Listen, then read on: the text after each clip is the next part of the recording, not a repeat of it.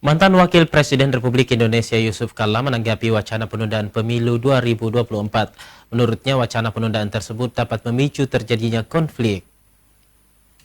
Pertama, saya ingin menyampaikan sesaat setelah acara pembukaan Musyawarah Nasional Ikatan Alumni Universitas Hasanuddin di Hotel 4 Point by Sheraton Makassar pada Jumat pagi, Yusuf Kalla ikut angkat suara terkait wacana penundaan pemilu tahun 2024 mendatang.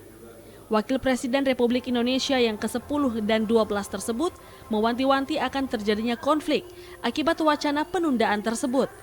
Menurutnya, menunda pemilu sama saja dengan melanggar konstitusi negara, sehingga rawan memicu konflik di masyarakat. Ia menambahkan saat ini Indonesia sudah terlalu banyak konflik dan harus taat dengan konstitusi yang berlaku. Sedangkan memperpanjang masa jabatan tidak sesuai dengan konstitusi yang ada.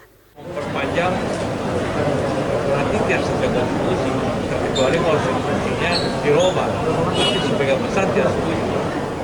Wacana penundaan pemilu tahun 2024 pertama kali dicetuskan oleh Ketua Umum Partai Muhaimin Iskandar atau Cak Imin. Ia mengusulkan pemilu ditunda hingga 2 tahun karena perekonomian Indonesia yang belum stabil akibat COVID-19. Fitri Hairunisa, Celebes TV. Alumni sangat penting untuk memberi